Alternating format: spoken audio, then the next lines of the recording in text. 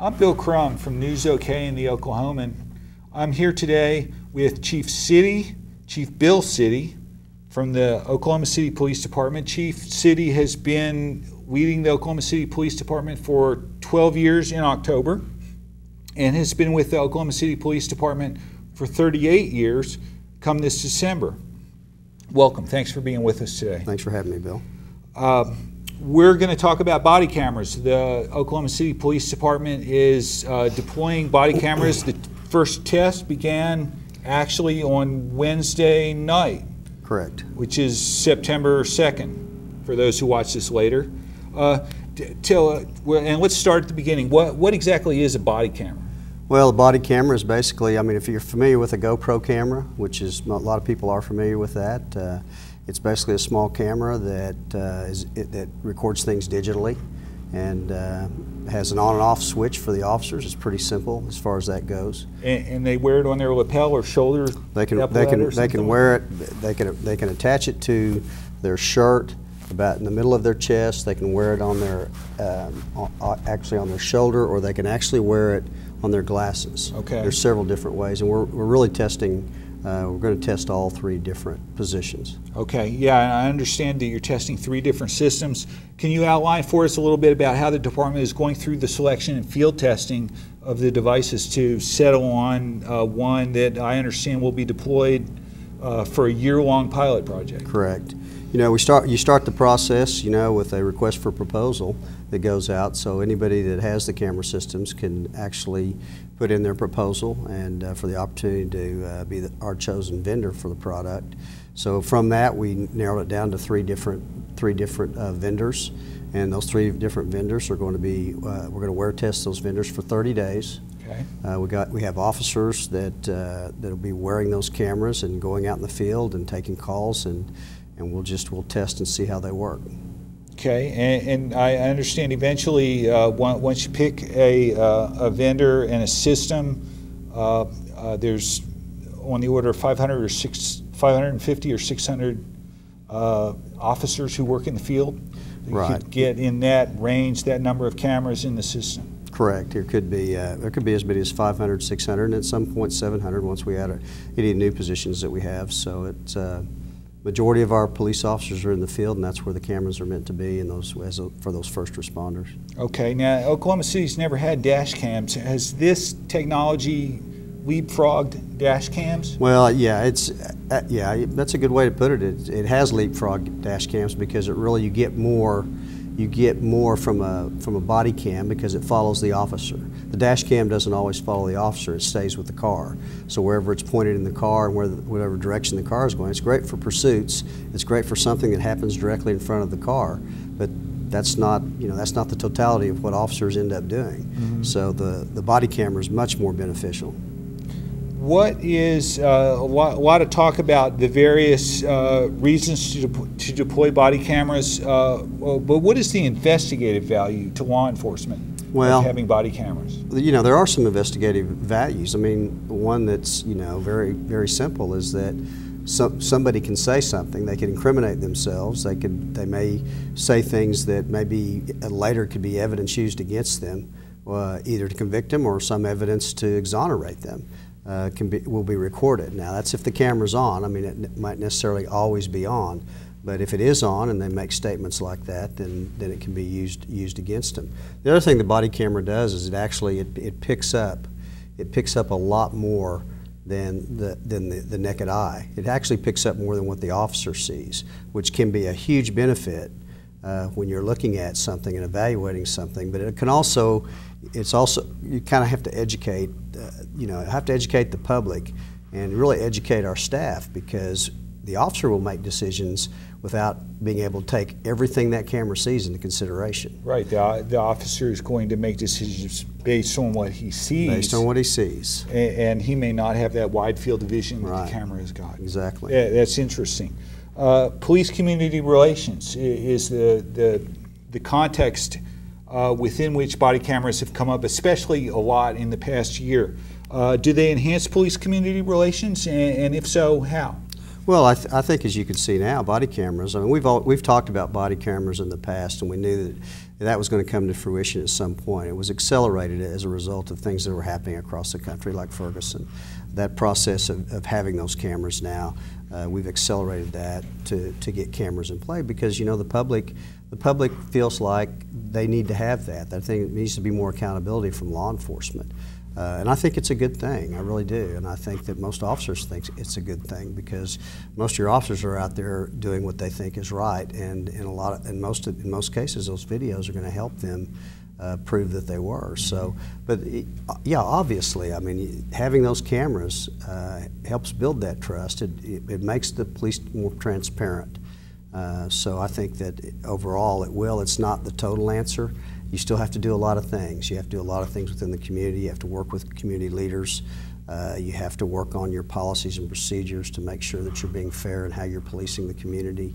There's a lot of things, you know, you still have to look at. It's not just the cameras, but the cameras are a huge step.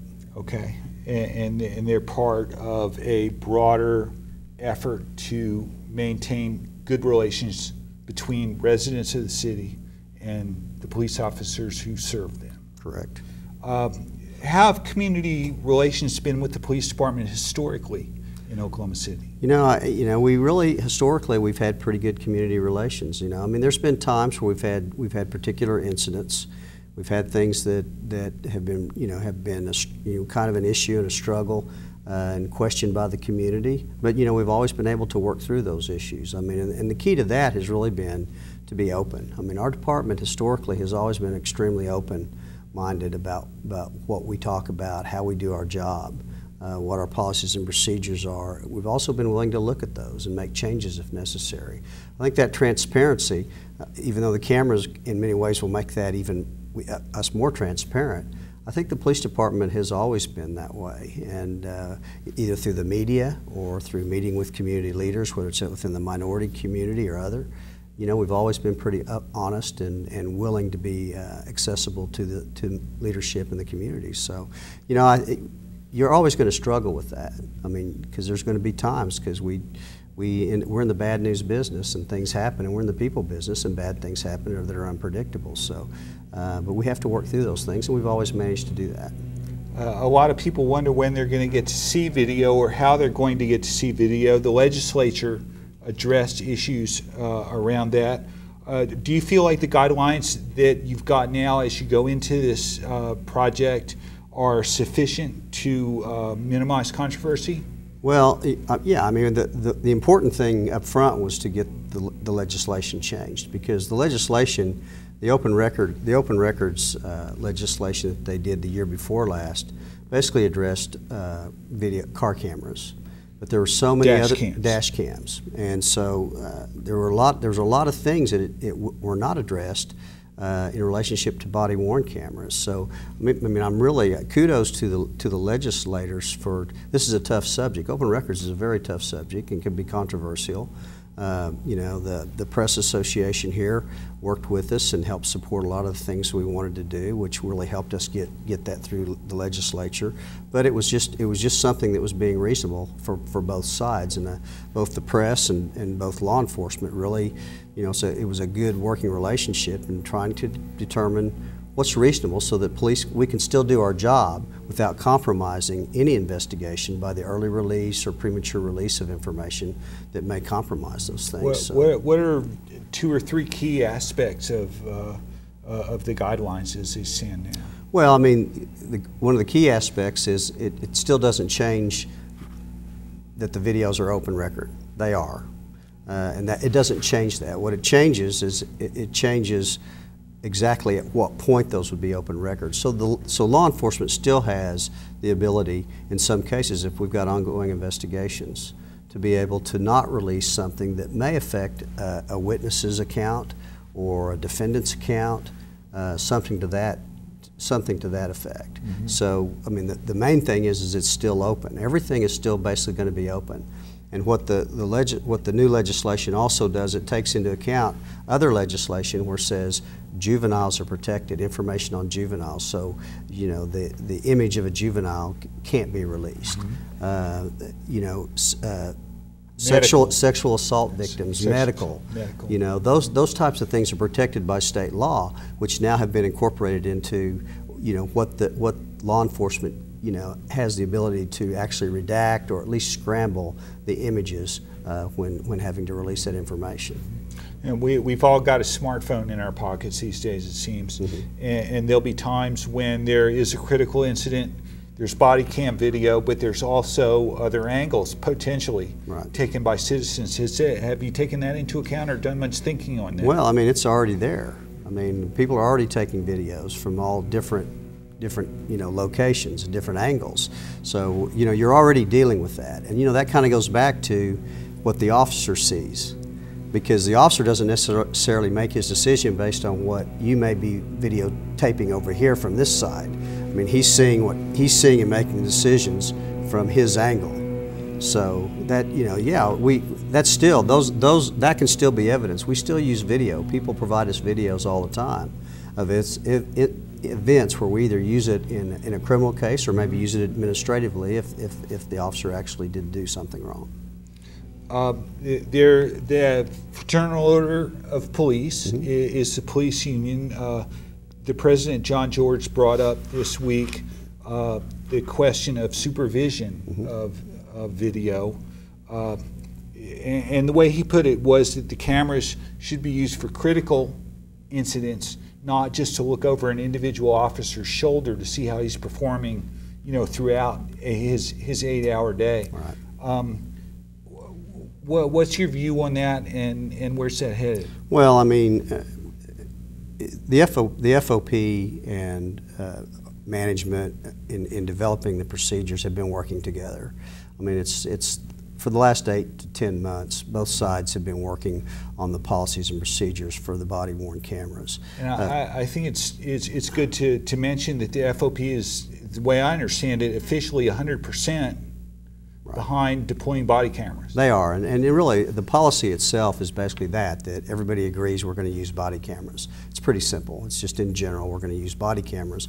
And really, yeah, the Fraternal Order of Police has always been supportive of using the body cameras. The one issue is the one that you talked about, was where they don't want supervisors to be able to go in and just view those videos randomly. By one of their officers. They just don't want them to be able to do that. They're afraid they're going to be picked on or overseeing them too tightly. But, you know, the bottom line is that the supervisor's job is to oversee the personnel, the performance of their personnel. And if they can't do it physically, this is a technology that allows them to use that technology to better monitor and make sure that the officers are performing the way they're supposed to. And it's just another tool. You know, and I think that there's also things to make the supervisor accountable. If they are picking on one and looking at one more than the others, then that's all documented. They can't, when they pull it up, it's documented who pulled it up, and if we can show that they were, then it's something the FOP and management can address if that's the case.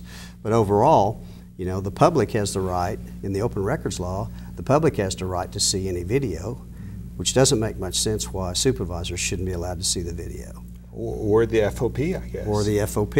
It's open record, and so to agree that the supervisor can't look at those videos at any time just doesn't make much sense. And plus, it's their job to supervise, and it's just another tool in the toolbox for the supervisors to oversee the people that they're responsible for. That's their job. Okay, and you anticipate that'll be worked out? Well, I mean, the FOP, the process that usually occurs, and which I think will occur in this, is that the FOP will file a grievance over that issue, and it may end up in front of an arbitrator at some point. You hit on something before I move on to the last topic. Getting back to the idea of open records, and that question of, could I, as a member of the public, request and receive all the video that Officer X, Y, or Z took during their shift on a given day? I mean, is it that wide open? Really, it's pretty wide open, but at the same time, you're going to have to be reasonable, because it's going to be, you know, that's the most difficult part, is being able to manage the open records request. And it's not only just the open records request, but it's also, we have to manage the video for evidence court's going on every day. You have cases going on every day, and that video is going to become critical as evidence, critical evidence in any type of criminal case. So, you know, that, the open record, that plus administrative investigations, those types of things, it's going to be, you know, if somebody asks for some video, it's going to have to be reasonable, and they're going to have to expect to get it in a reasonable amount of time because it's going to be very cumbersome. And this is why really we wanted to start it slowly. We wanted to add 100 cameras first and do a 12-month pilot project because we need to learn. We need to learn how to handle that and manage these systems, as well as, you know, the policies and procedures we have in place. The procedures, you know, I guess that probably for the first several years we're going to see things that need to be tweaked in those procedures to best manage the videos.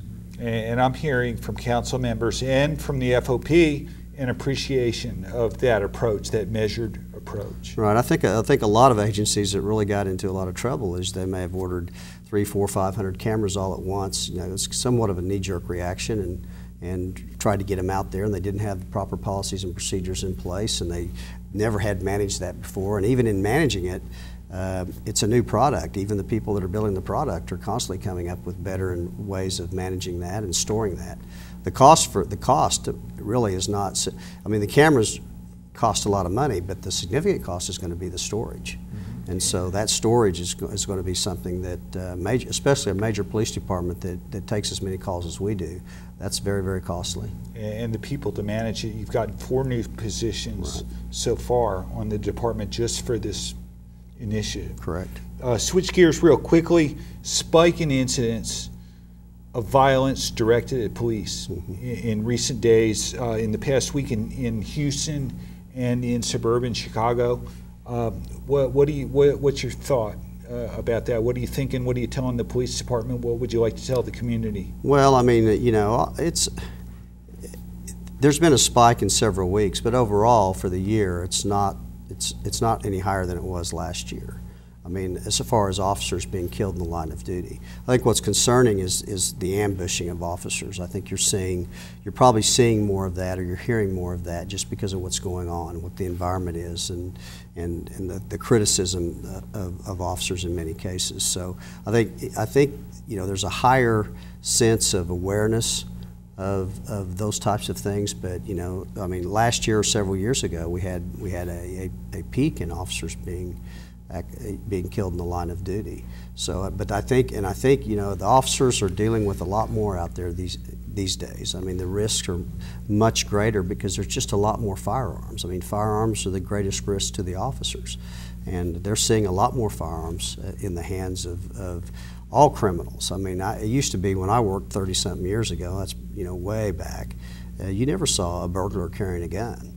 But it's not that uncommon anymore. You know, it's not uncommon for them to run warrants on a drug house, and it's more uncommon that they wouldn't have any firearms in the house at all. So sometimes you might face an arsenal. Right. No, absolutely. It's just they're easy to get, and they're taking guns off of people all the time, and it's just the risk for officers is much greater. But like I said, the real concerning part is if we start really seeing a spike in an ambush, because officers are very vulnerable. I mean, they're, you know, not always on guard, and right now you're telling officers that they just need to be much more vigilant about their own safety and surroundings when they're out in the general public. Very good. Thank you, Chief. I'm Bill Crum for News OK and the Oklahoman with Chief Bill City of the Oklahoma City Police Department. Thank you. Thank you, Bill.